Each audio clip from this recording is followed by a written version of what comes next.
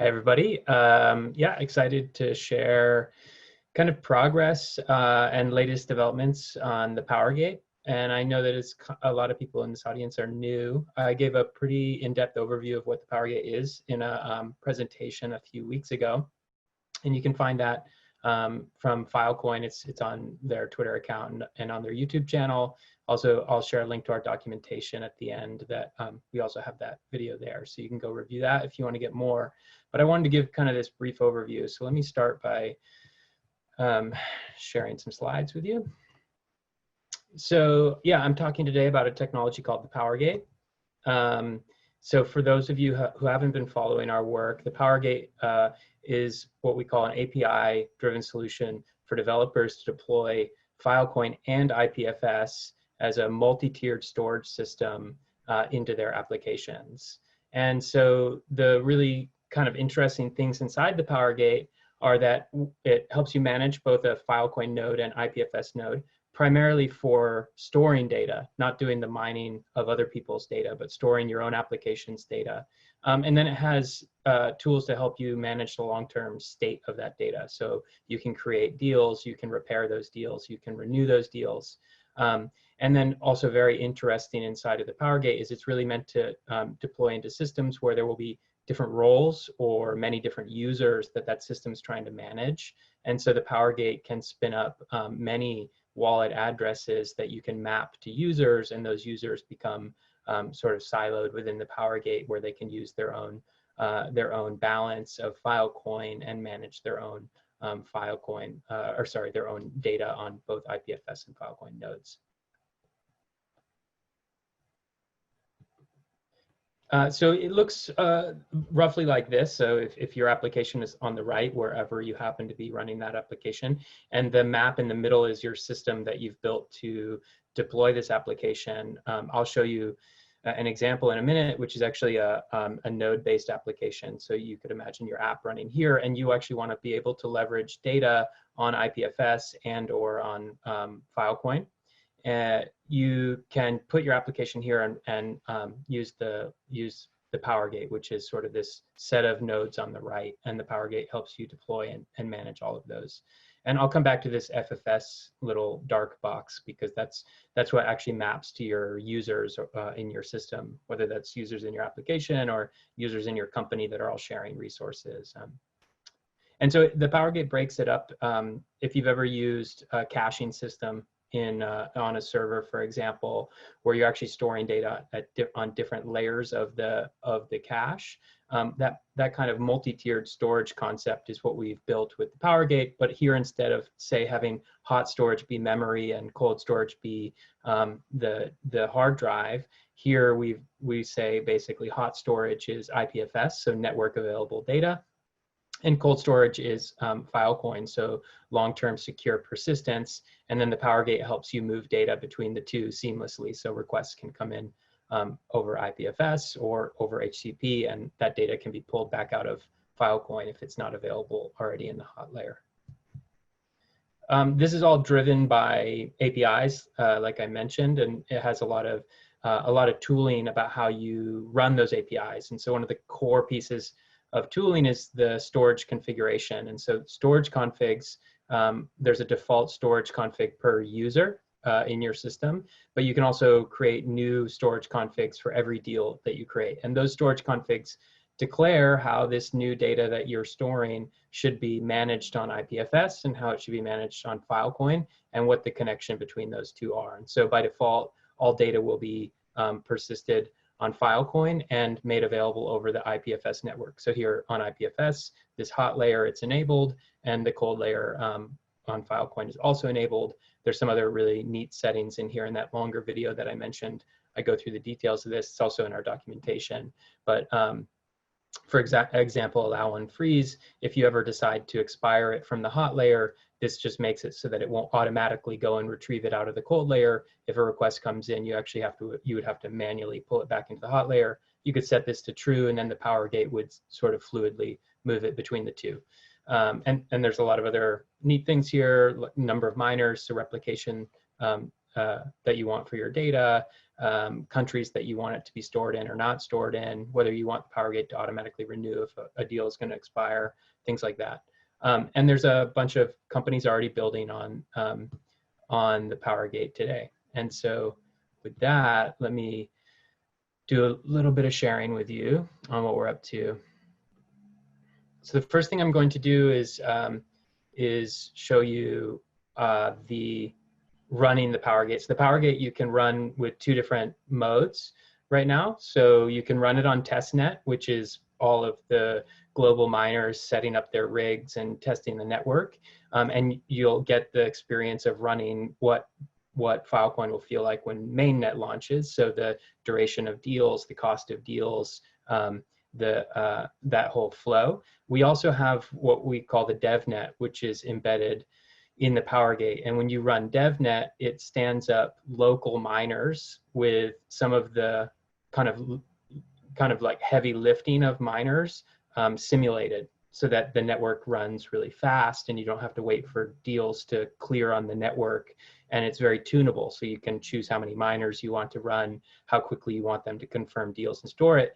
And what's great about that is that you can start using the whole API surface area right away without syncing the chain, without waiting for other miners to accept your deals. You can just figure out what these APIs do and start building things, and then switch your application over to testnet, and it will run the exact same way. You'll just be experiencing the real network at that point. And then later, the same thing with mainnet. And so I'll show you, this is running, all of this is Dockerized. So here I'm gonna run Powergate with the embedded DevNet. And you'll see there, it's already running. So this is from cold, it launched, it started it, it created one miner on this network, and it's ready to go. We have a blog post out. So if you go to blog.textile.io, our latest post is a tutorial on using the JavaScript library. So we have a JS library for Powergate, and it gives a tutorial on how to build an app with that. So I skipped to the end of that tutorial just to show you what happens if we run that application now. This is where you'll be at the end of the tutorial. You'll run a little Node app in this case. And this Node app is using the Powergate JS library. And so it has access to the full set of APIs that are being exposed here. And so just a quick thing before I move into the app, there's a CLI for the Powergate as well. So if you're the administrator and you stand this thing up, you can just come here and start taking a look at the things that you can do. I don't want to get too much into the details of this FFS, except for what I mentioned before, is that the FFS is what you can map to users. So if you want an address with a balance, you actually will create a new FFS instance. So you'll just go in here and you'll do FFS create. It will get a new ID in the system. It will have a new address in a Filecoin wallet. It will have its own balance, and it actually gets its own API token.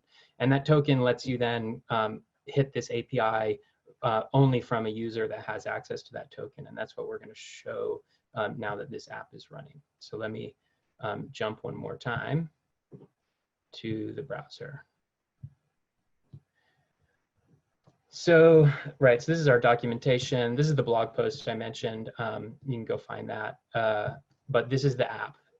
The app that you'll build in this blog post just does simply run the Powergate and then run a little Node application that provides GitHub-based authentication for users.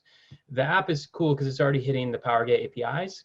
And so here you can see a set of APIs that are just openly available. And so you can see things about the miners on the network. Kind of boring here because we're just running the DevNet. So there's just the one embedded miner. And so very few number of peers. But if you run the same thing, hitting Powergate running on testnet, this would be a lot more information, quite interesting. So if I go ahead and log in, I can authorize it to my GitHub account. And then what it does is it created an FFS instance. So it used the API to basically run this.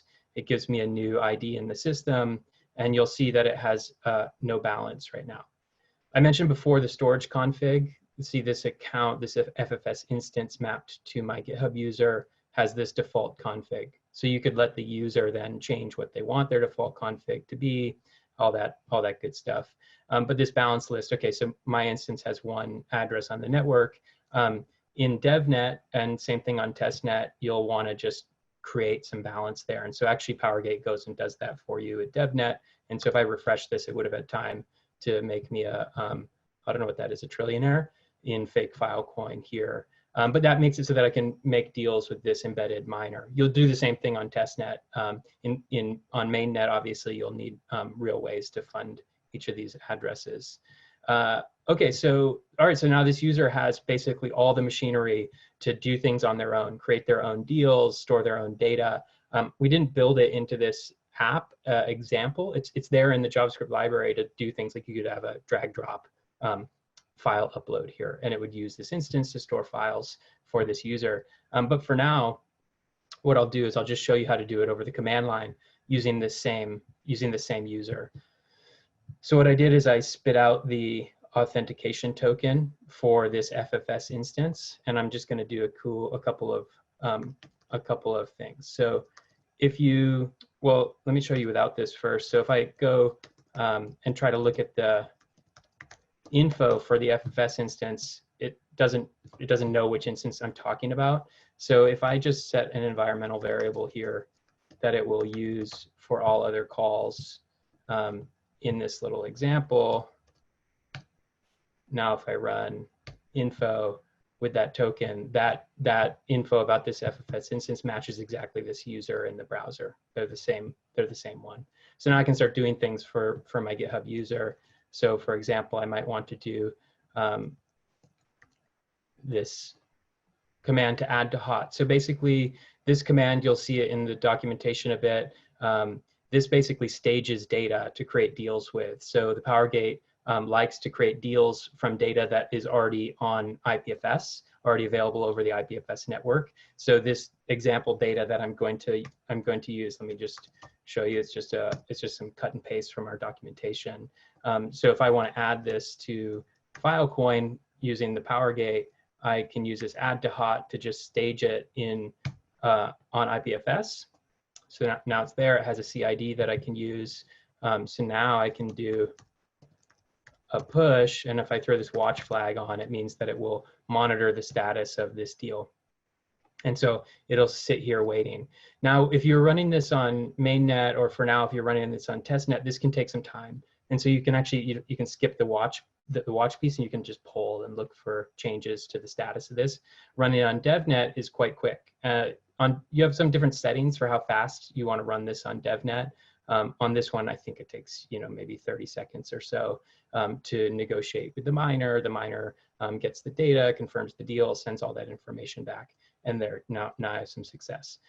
So if I go ahead and refresh this web page, I should see a couple of interesting things. One, I should see my balance has gone down because I've paid the miner, but you'll see I didn't really have to do anything here. It's sort of all just handled nice and quickly for you. And then the other thing is I didn't create a custom storage configuration for this file that I wanted to store. So it's just going to use my default config. And you'll see in this info payload, it will give you back all the different deals that are associated with this config. And so if I go ahead and refresh this, you should see my balance has decreased and that there's some new data associated with it. And so there you go. That was successful. And now you could build into your application using this JavaScript library and the APIs.